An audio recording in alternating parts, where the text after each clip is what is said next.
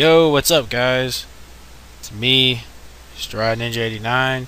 I mean, Anime Game Freak 89. Wow, that was a huge fuck up. Anyways, greetings, guys. I'm finally here for today to review One Piece Pirate Warriors 2 for the PSN. Now, as you all know, last year I reviewed One Piece Pirate Warriors 1. The question is, does this hold up to the hype of being a much better sequel than the original game, or is it just something that really should not even been bothered, and what would be the point of actually making a sequel to something of a game that was already good enough as it is? Well, I guess we're about to find out here. This is One Piece Pirate Warriors 2 for PSN, so we'll dive right in. Now, the story for this game is actually not following the manga whatsoever. In fact, the story is a what-if story. The what-if story consists if what if Skypiea was in the New World and stuff like that and blah blah blah. Technically what it is that after their travels from Skypiea, they recover this dial that has this mysterious dark aura to it. And what it is that it makes the people on your crew turn against you as the captain in order for them to go completely evil and go batshit insane all over you. It's not just with that. Pretty much everyone around the pirate world is forming this thing called the Pirate Alliance thanks to hilariously Buggy the Clown. He's the one that actually helped out with the whole Pirate Alliance. I don't know why someone like not as powerful as Buggy would even do that, but whatever. It's One Piece, you know, what's to expect from that. Anywho, the story itself is just basically a simple, straightforward story. It's pretty much up to Luffy to retain his crew back from the way they were, and to pretty much get them back to their senses. And that's technically it. Meaning that you have to survive against the ultimate powerhouses of these pirate alliances, marines, and many more, and find out the true mystery behind these dials. And that's exactly what the story is for One Piece Pirate Warriors 2. So, now that I finally explained about the gameplay, I mean not the gameplay, the story to this game, we'll move right on ahead to the main core, and that is the gameplay, and what has changed from the original game that came out just a year ago. Now, as you can tell here, the gameplay may look the same here, but there's a big difference, and I'll explain what it is. The big difference of this game is that, yes, you noticed it, it's more strictly Dynasty Warriors based, unlike in the first game where it had a mixed variety of Dynasty Warriors mixed with platforming elements and puzzle solving as well. Here, there basically isn't really a puzzle solving other than just trying to open up switches and defending yourself. It's basically Dynasty Warriors One Piece style. But the difference is that it doesn't really get too repetitive, and there's a ton of characters that you can actually choose. Instead, like in Dynasty Warriors, where sometimes you can only stick with that particular person to upgrade and level until you start the game with another one and actually upgrade to them as well as too. But that being said, this is Dynasty Warriors with a twist. There is no samurai swords, there is no warriors with these outstanding samurai strength. Nope, it's basically One Piece mixed in with Dynasty Warriors with their awesome abilities. Now, what makes this like different from the first game is that, while yes, I do miss the platforming elements from the original Pirate Warriors game, I will say that the Dynasty Warriors aspect of this game is still pretty fun too. Don't get me wrong, I really do like the Dynasty Warriors aspect more that they use in this game. However, though, I really wish they could have just brought that back to make the game a little more exciting. Especially for the boss battles. The boss battles in the original game are really unique, while in here, it kind of just feels, well, just a cutscene of a boss coming out, and then basically you have to fight it without any sort of variety or attacks or anything like that. Like any type of events for you. Now, I guess because people didn't really like quick time events in the first game, well, there weren't really any quick time events, it's just only a tiny fraction, but it wasn't really that bad. It kind of just moved along with the cutscenes, and yeah, it was a little cheap, but I liked it because it was a guilty pleasure, because it actually made you feel you were in the story of One Piece. Here, it just feels like, let's just slap a Dynasty Warriors game and some random story thrown in together. Now, granted, they had no choice but to do a what-if story for this game.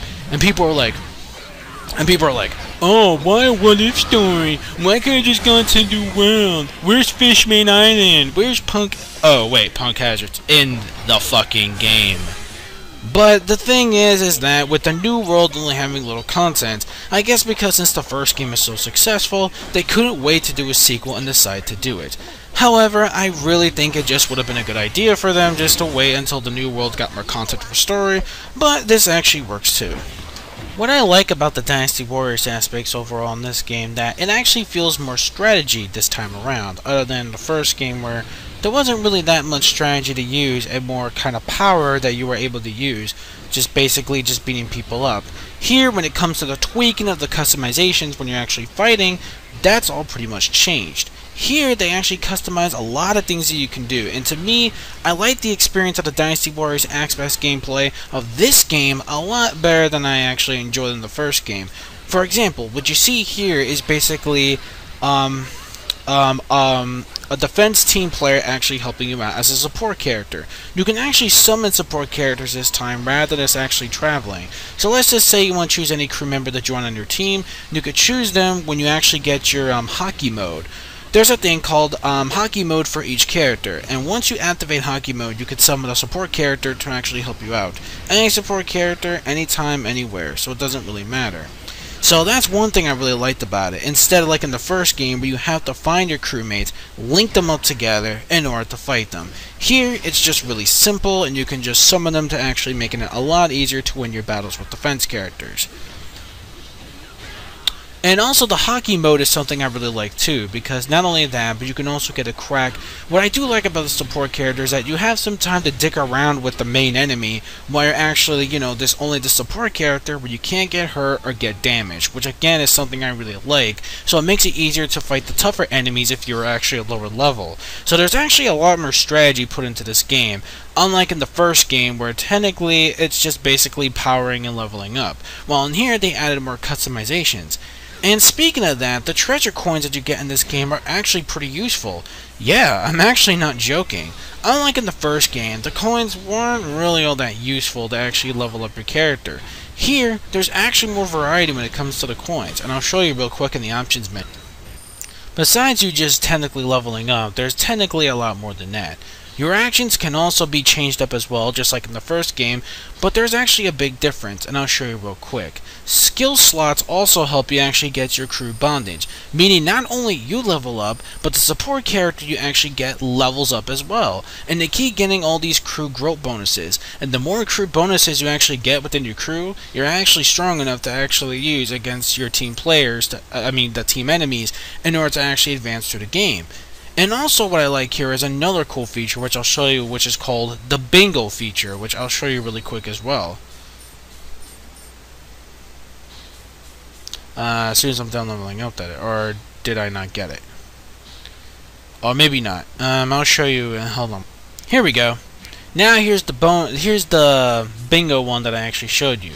And if you actually get vertical and actually straight across, you're actually able, in order yourself, to actually get the coins you use get leveled up as well. Meaning the coins that you use to skill up your support characters, you can use that in order to make your support characters a lot stronger as well. So not only that the coins are really useful, they actually help your defense as well. So again, huge improvement from over what the first game actually did. And I really think future Dynasty Warriors games can actually use this feature as well. When it comes to the cutscenes of One Piece Pirate Warriors 2, they just look absolutely fantastic. Now that I explained about the gameplay, and what I mean overall about the gameplay. Overall, the gameplay of One Piece Pirate Warriors 2, when it comes to the Dynasty Warriors aspect, is very fun, and not at all doesn't get really too repetitive. Until you reach certain bosses or certain missions where certain of your objectives may require a lot more than just simply beating the crap out of your opponents. And that's something that, well, is one of my issues where it can get kind of repetitive. What I mean is that there are times we actually have to look at the screen. Now, don't get me wrong, I don't think it's a bad thing to actually get more objectives to actually help you out as your team, but when it comes to actual strategy, when it comes to not paying attention to the subtitles down below, you're not going to know what's going on. What I mean is, in general, this game should have had an English dub. And that's a damn shame, because Funimation is the one that actually dubbed One Piece here in North America. Not to mention, there's no excuse because it's back on Toonami on TV on Adult Swim. So again, no excuse for them not to have an English dub. Granted, I know it's not technically as overly the top popular like Naruto or DBZ is, but still, you could have at least tried to give us an English dub. I guess maybe they didn't want to spoil too much of the future characters and the storyline, and not to mention Funimation only has gotten the rights to some of the older seasons instead of basically all the newer ones. Not to mention that they only do the subtitle versions because of the stemma cast that they keep up with every week. Even though you can watch those too, I really wish there was an actually English dub option. It will make things a lot more easier in order for me, instead of just like, looking at the subtitles at the bottom, oh shit, I gotta do this, I gotta do that, with my controller. It makes things technically a lot more easier than just, hey, just go on through and actually just look at the subtitles at your own risk. In my personal opinion, they really should have just added an English dub so I can hear what's going on in the background, saying like, oh shit, I gotta go help this guy out, or I gotta do this. This is my objective. Oh shit, I gotta do that objective. And that's my biggest problem when it comes to sometimes Dynasty Warrior games as a whole. There's too much shit going on, meaning you can't make up your mind on where you actually have to go in order to actually help some of your objectives. Like, say you want to go do that objective, you can't really do that because if you do, all of a sudden one of your territories are actually, being actually captured from before can get captured again because you're not guarding or helping some of your team members in order to actually guard it. And if that happens, and if it's your actual main character, you're pretty much screwed. Meaning you have to do the whole mission all over again, unless you save at a checkpoint, which this time you can only do it through the menu. There is no save checkpoints. A thing that kind of makes it, I guess, easier, but at the same time, you're gonna forget. The first time playing this, I had no idea I could do this until I looked it up after I was almost done beating the game, and when the story actually did get harder, oh look, I could do that. What the flying fuck? I didn't even know you can do something like that. So that was another big gripe of mine that I actually had with that. Like, I mean, it's not a gripe, but, look, I can't really say it's a gripe, because basically, I didn't know. It was my own, derpy derp fault. I should have known, but I wasn't paying attention. I was being stupid. So yeah, blame me for that. Anywho, I mean, still, it does make things easier instead of just going to a certain location and finding books. But at the same time, it's just that, I really just wish they didn't make you forget. Let's just put it that way. Anywho, what I actually like, anyways, getting back to the whole cutscene thing. Now, I've already talked about the gameplay enough as it is. Overall, I think the gameplay is simply very fun, very enjoyable, and very addictive. Meaning there are tons of stuff to unlock, tons of customizations, tons of audio, tons of video, and tons of costumes for you to get as well. Well, okay, except for the costumes, which you do have to pay for. DLC, which is again, okay, here's the thing that pisses me off, is the whole DLC thing. Why do we have to pay money for costumes when we can simply just unlock the costumes? It doesn't make any sense. I know the costume pack is like only $4, and so is the Movie Z costumes. The Dynasty Warriors and Movie Z costumes come up to a total maybe $8 to $9, which is okay, but I really wish we just could have gotten this for free like in the good old days. And that's one gripe I have about games nowadays of today. Why in God's name do we have to actually have... Why in God's name do we actually have to have shit, which is DLC, instead of, oh hey, let's just have the full package game for the full price you paid to actually get all this stuff by completing the game 100%, 90%, 80%, whatever. But no. They want you to do that because they want moolah in their pocket. And again, that's one of my biggest gripes when it comes to DLC with today's gaming. Don't get me wrong, I don't have nothing against today's gaming, but it's just DLC nowadays for no apparent reason for stuff that doesn't make any sense. That pisses me the fuck off. But enough about that, I'm here to talk about the cutscenes and the graphics now. Overall, I think the gameplay is very fun, very addictive as I mentioned, and tons of crap to unlock, meaning you're gonna take yourself a while to unlock mostly everything in the game. What I mean by that is mostly the characters, cutscenes, and stuff for you that you actually buy in the shop, tons of shit. And by the way, if you have Power Warriors 1, and if you have it and complete the game, you get a shit ton of money experience from actually doing that. And that can actually help you in a really big way. So I'm actually glad they actually did something like that. Too bad though, we could have gotten something a little more, but that's okay too. Now that I've already talked about the gameplay, let's just talk about the cutscenes. The graphics overall, I say, are a huge step forward from the first game. In the first game, they looked way too much like something from an outdated PlayStation 2 game. Here, it seems that the HD is pretty much amped up a notch. The character models look more realistic from the anime than technically, unlike in the first game where they looked too 3D-ish. Here, they actually look more like the actual anime itself. So I can't really complain about that. And since it is Japanese, I know some weeaboos are going to be happy that, oh hey, now that it's Japanese, it can mouth perfect, unlike in certain dub games with the mouth flaps. I agree with half of that, and I don't agree with half of that. I agree with certain games, and I don't agree with certain games with that. But either way, to each their own. I really don't even give a shit about that anyways. And with this kind of game review, I can't do a dub versus sub comparison anyway, because it's only sub. And again, it's Japanese, and for the weeaboos, and for anyone. Okay, not just for the weeaboos. I'm kidding. Calm your tits, guys. Calm your tits. It's not just for that. For any fan who likes the Japanese sub version, then yes, I love the Japanese sub version as just as much person. I love the Japanese dub. The Japanese dub is fantastic, even brilliant. However, I just really wish for something that comes out here in the US of A, we can just have a dub for it. But whatever, I'm not going to complain too much. As long as we just get the game here in North America, I don't really give a damn nonetheless. So overall, the cutscenes match the characters and everything quite very well. So again, I have no complaints about that. So good job to Koei, and good job to Namco Bandai for doing this with the game's realisticness. Really good job on that part. When it comes to the story in this game, it's pretty interesting, but it's just not really anything that's, well, I mean, it's pretty interesting, don't get me wrong, but I really wish we could have had something from the New World content. Granted, they didn't really have too much content in the New World anyway, but when it comes to a story like this, it's very entertaining, very interesting, and at some points doesn't make any sense with certain characters being fucking alive when they should have been fucking dead in the first place, making the whole time skip thing in this game completely pointless.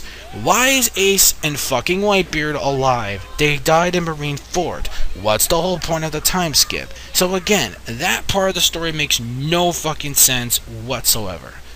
But I digress. The story is still enjoyable nonetheless. It doesn't make any sense, but fuck it, I really don't give a shit. I still think it's a very entertaining story overall. Can't complain. Overall, One Piece Pirate Warriors 2 is definitely some huge things that improve from the first game, but kind of take it down a notch from the brilliant storytelling. Well, that again, the first game, they did skip a couple of the main stories that didn't make any sense why they even skipped it. Here, it's a what-if story, so I can't really complain.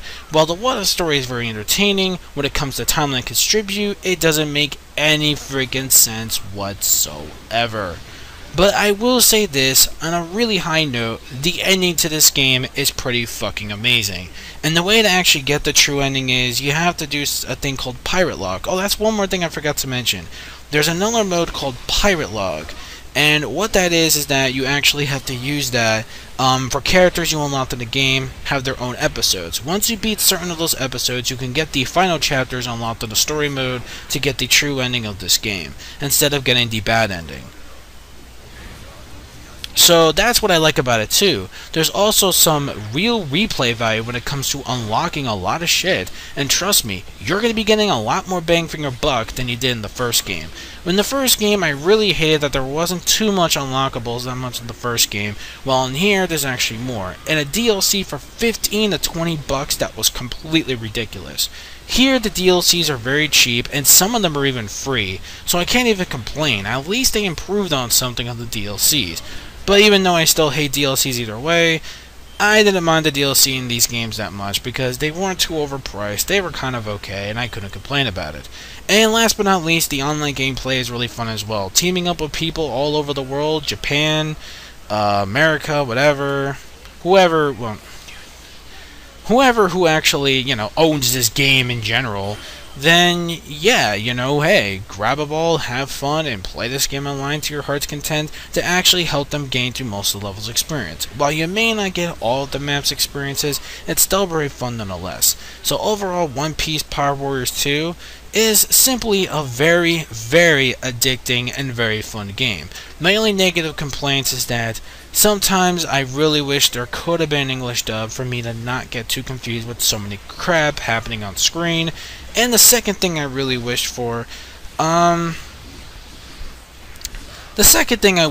that they could have just brought back the amazing platforming elements that made the first game very, very fun, and those really awesome guilty pleasure, quick time, actual feeling motion of the story, the boss battle things are the things I really wish they could have improved on. The boss battles, I miss how it was fun the first game, how they made it so incredibly epic. Well, a little corny, yes, when it comes to just simply pushing certain buttons and then just tapping a certain button at the very end, mashing your thumb like an idiot. It was still guilty pleasure, and I had a great time with that. Here, it's just basically, you find the boss, you kill him, you get a cutscene, and you just watch the cutscene without actually feeling like you actually finished off the boss entirely. So overall, I really wish the boss battles could have been improved, and I wish the platforming elements would have been better to make it fun. But nonetheless, those are my only complaints about this game, really. I still really had a fun game. I still had a really fun time with this game. Definitely no complaints, tons of unlockables, tons of characters, and tons of fun leveling up. So overall, I have to give this game, I give One Piece Pirate Warriors 2 for the PSN a 9 out of 10. While the game may be $50, hopefully PSN will have some kind of half sales price off thing. It's still very fun, very recommendable for One Piece fans. If you're a One Piece fan, definitely give this a shot, and let's face it, you probably already got it. However, if you're not, and if you're a big Dynasty Warriors fan, you'll definitely get so much out of your money, it's not even funny, and it's definitely worth every single freaking penny. So final score for this game is a 9 out of 10. Thank you guys for watching my review of One Piece Pirate Warriors 2. Don't forget to rate, comment, and subscribe as always. Until then, this is Anime Game Freak 89. Over and out. See you on the bounce. Anime manga fans, keep supporting what you read and what you watch. And remember, gamers, no game is ever impossible. And as always, game on, guys. Game on. And stay tuned on this channel. Coming up will be the 100 video on this channel. And let's just say you may hate it or you may love it. For people who watch my 200 video special on the, not 200, my 2-year anniversary on Straw Hat Ninja 89, just prepare yourselves for the worst. That's all I gotta say. Before I actually wrap this up and go on my honeymoon for a week, I have to do it. I'm sorry. Because after that I'm going to be pretty busy, and then I won't be making that much videos for quite a while. So at least I hope I got you guys, some entertainment here while you wait. So yeah, that's basically it. So until then, see you guys.